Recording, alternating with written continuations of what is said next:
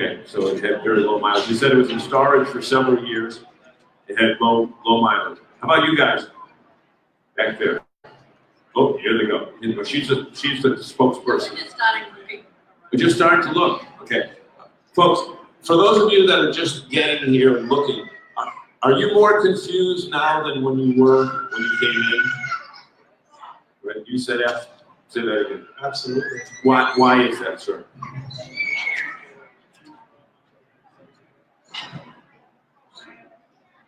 Okay, why don't we do this for you? We'll help you guys out. There's about 50 different categories, and if you went to Bob, did any of you see Bob's seminar earlier today? Or you can get a coupon to come back tomorrow, right? No, we're doing 5 o'clock. Oh, 5 o'clock again. After this one, yeah. You should come back and see that seminar. But basically, and I'll give you the Cliff Notes version. How many of you know what Cliff Notes are? How many of you cheated with Cliff Notes instead of reading the whole book?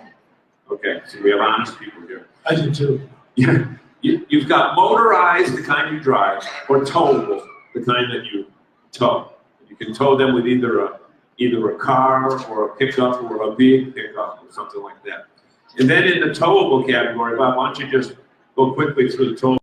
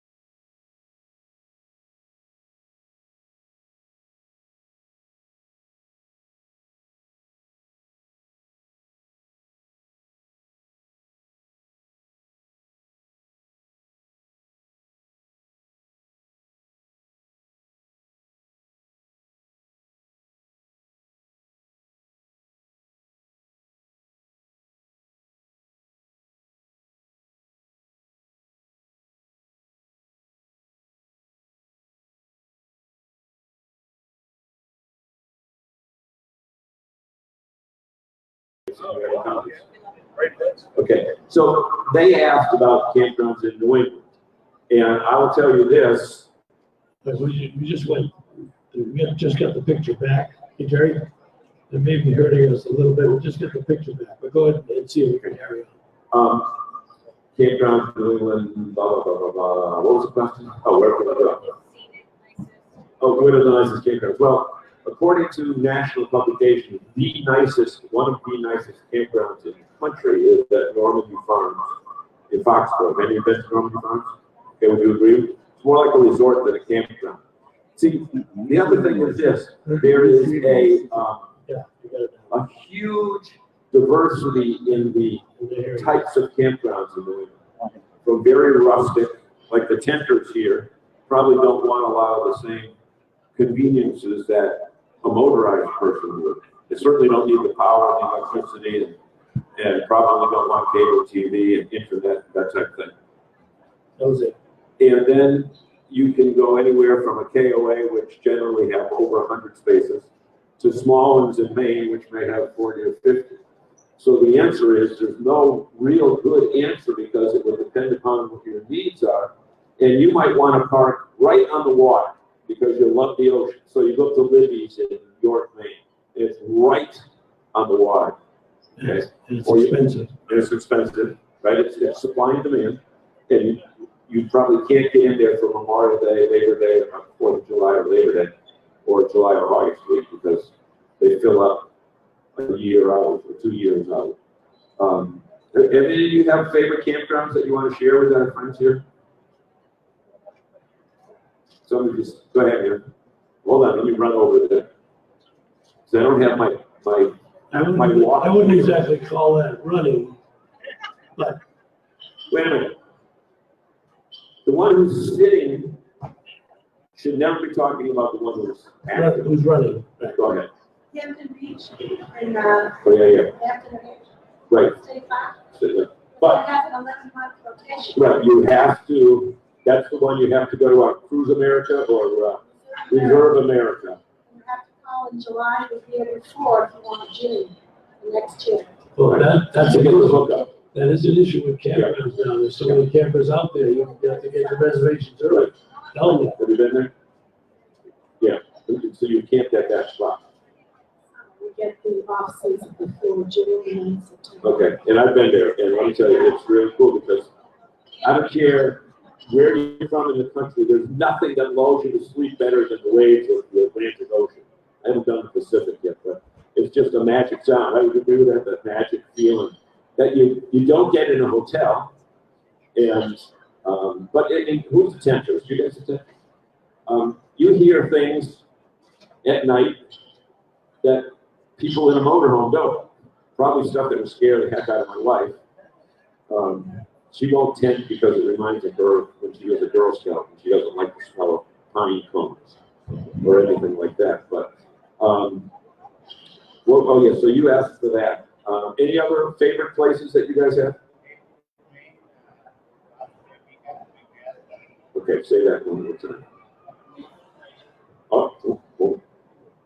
Naples, Maine. Yeah. There's a jazz festival every Father's Day weekend. The whole town, probably 20 different locations. But I know there's a KOA up there.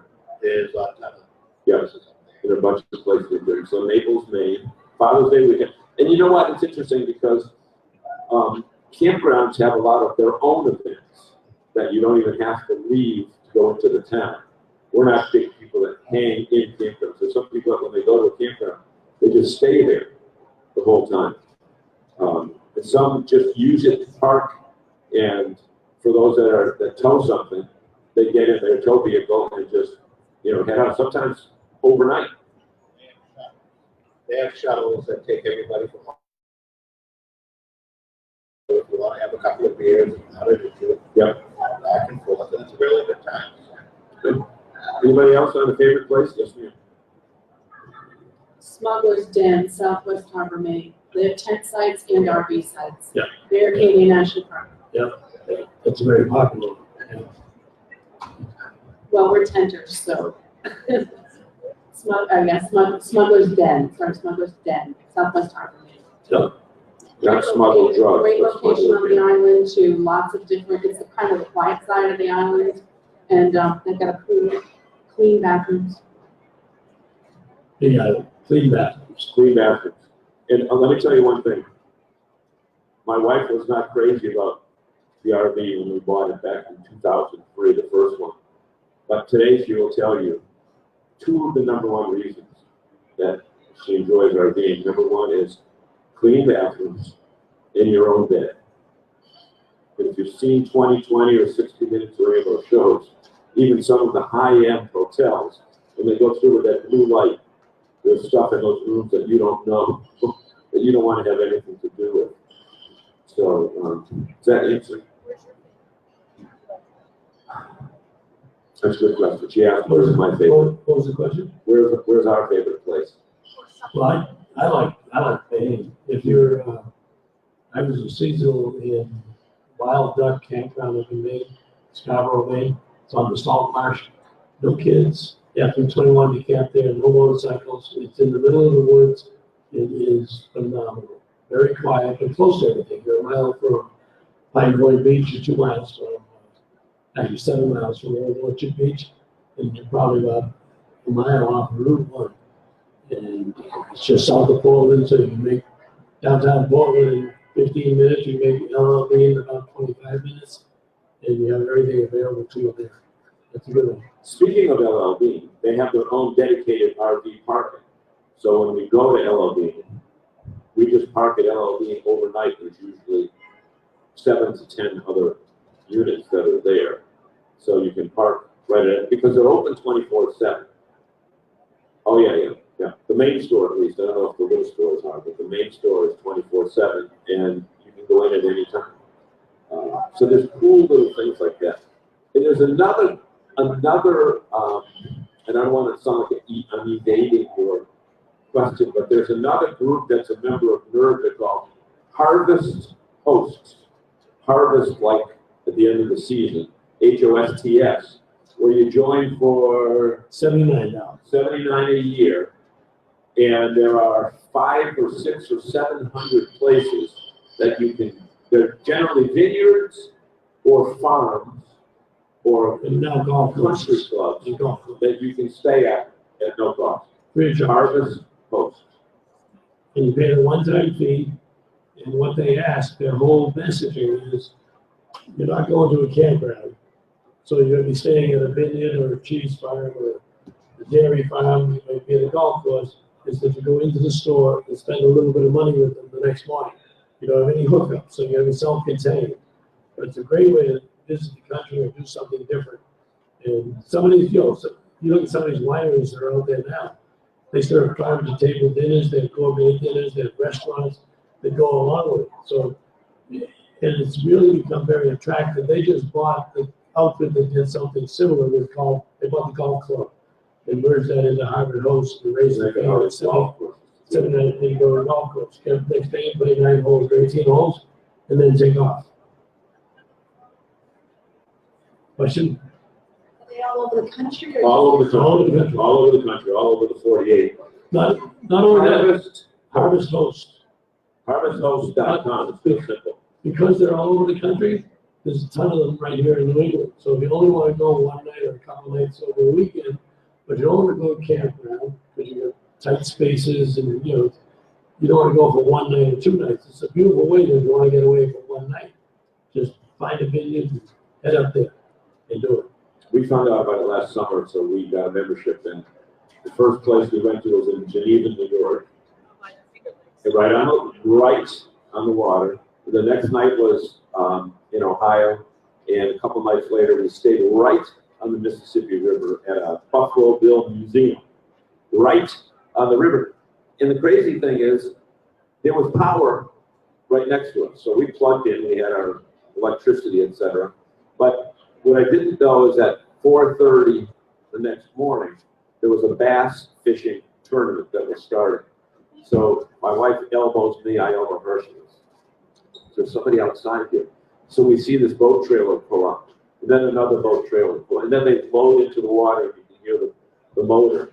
And then by the time it got light at 6:30 or 7, I saw it said Chamber of Commerce bass tournament. So just be careful if you ever go to sleep where there's a bass tournament the next day, because you will be up early. We got any questions from our national audience? We got Jim Sepinwitsky from Hemlock Hill RV in Connecticut who's watching us at the dealership. Oh, the dealership, okay. Jim, can you see the Cougar in the background, Jim? You're right there in the middle of the screen. You guys are over there working. So See, isn't this technology amazing?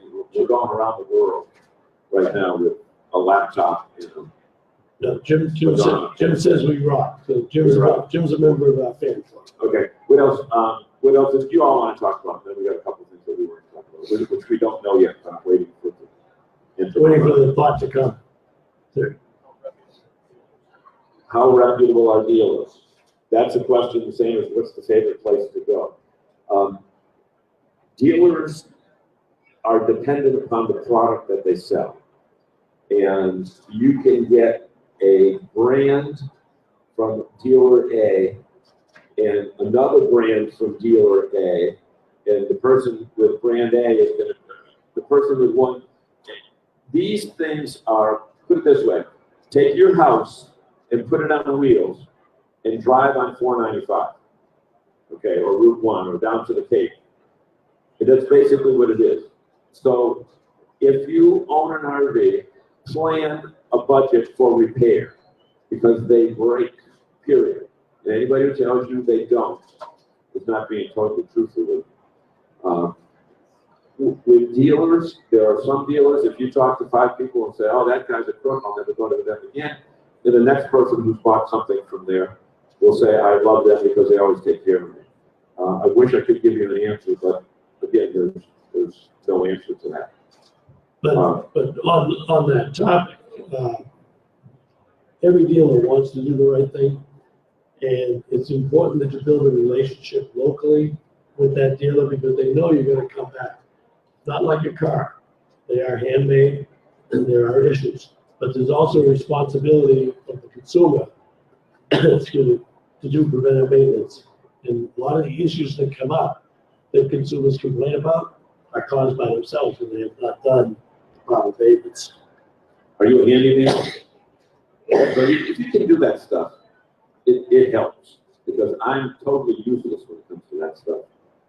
But I've got a couple places that I can depend on that I can call them on Friday at 4 o'clock, say, hey, we're trying to take off tonight. Can you take a look at that?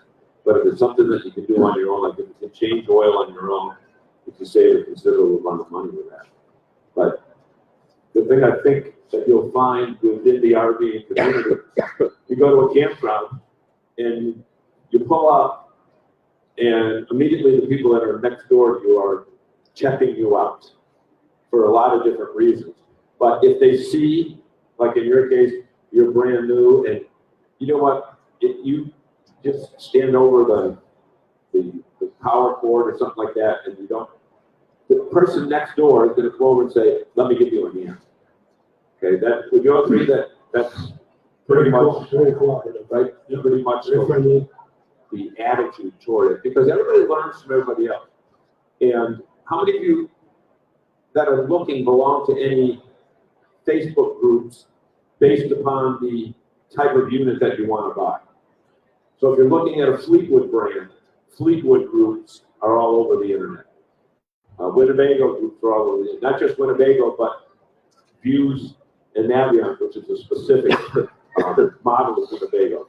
And they all talk about what their individual experience is, either with the unit, with the dealership, with the campground, with directions. You know, don't go I-95, don't take the Jersey Turnpike, take 295 along parallel to it because number one, there's no tolls, and number two, there's less traffic. That type of thing. RVers are very sharing. I lose my voice, but They're very sharing people. talk about living the RV dream or RV newbies or RV tips and how much they respond when you post something in the middle of the day. You post a question and you'd be amazed. Yeah, there are some groups like Living the RV Dream. There's 50,000 people that belong to that. So if I have a question about a certain type of motorhome, I'll post it there and say, hey, what's your view on adding this solar panel? Within minutes, you'll get several answers back. And again, they're not from manufacturers. They don't have a vested interest in selling a specific model to you. So you'll find that. The folks that you guys that came in late, do you guys own yet, or are you looking? First RV show? Are you confused? Are you dazed? Hold on. You're national. You're all over the country, by the way. We're on Facebook Live. So is this your husband or your son or? Okay. Or somebody that's father. yeah. You could screw that one up pretty good. Okay, so say what your concern is. How's that done, by the way? Good. You got a whole pack of them? Go ahead. No, we got online and we saw one, but we didn't see it here, so it was kind of sad. Where did you see it? Okay, where did you see it? Okay, we don't have any Iowa dealers here. John, what was you looking at? They were looking at a hybrid. We got hybrid trailers here. John, I can't hear it. I can't hear. They only had one side that opens and not both ends. Here's what to do. See him when he shows over. He'll tell you exactly where to go. Where do you live? Andover, okay. Andover? You have your gas back? Was that North Andover that had the gas? Yes. All right, you guys, Andover, right behind you, Forest Marine and RV. Have you been there? They're in Tingsboro, just a shade south from the Pennsylvania Mall. They're a Jayco dealer. They've got, I'd be surprised if he doesn't have a hybrid out there with both ends. I know he's got a fold up in there with both ends going out, but he's got the whole Jayco line, and he's got them on his lot. He's probably 10 minutes from your house, 15 minutes from your house. They, F for Derek. They say Bob sent it. Bob, the old guy, the old bald guy. Okay, I'm the good one. Derek's one of the owners. Actually, if you want a real good deal, Want to go get him? go see Derek and say, I want Julie to take care of you. Julie, go out and see if Julie's in the aisle. Take Julie and she'll take good care of you. Derek. Derek or Julie? Derek's looking at him. Derek. They do that. Did you go by Pete's RV over here? In Vermont Country Camper, they don't have a double fold out on them? The front only, okay. Here comes Derek. All right, but the point there is, even though you can only see it the show one, one of the things that's important about the show, they can't show everything possible at the show.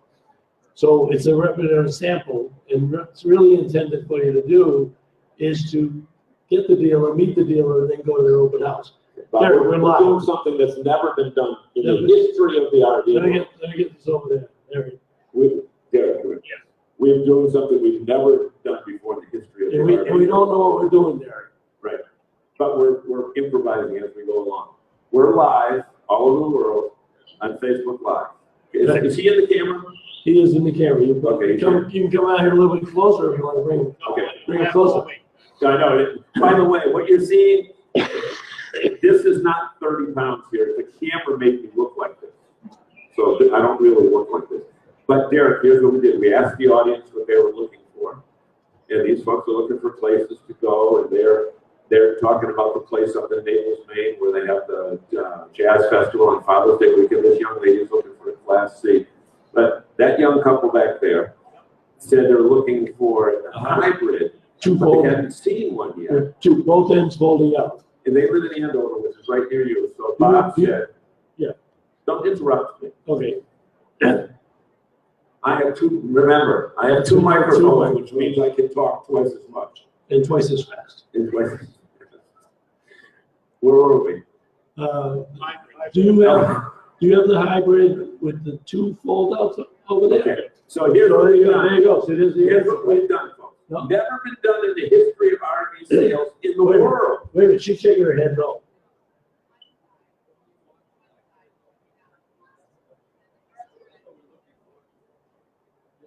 You want a Murphy bed or you don't?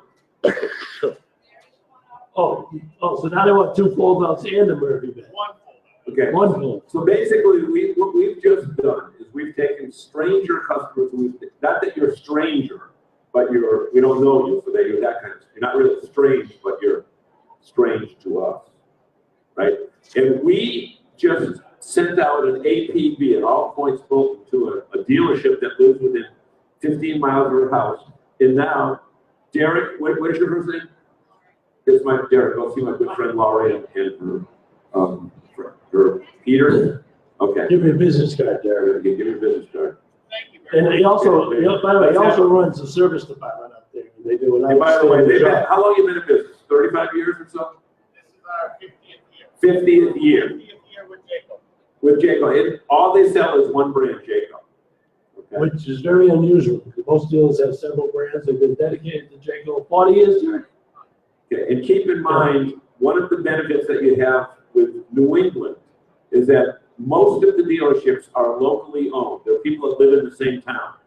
So they're not dealing with the big corporate stuff that if you go back a week later, they might not know you. You know, over the Longview RV on the backside of that wall. They're 60 years. 60 years old this year. Yeah. Yeah.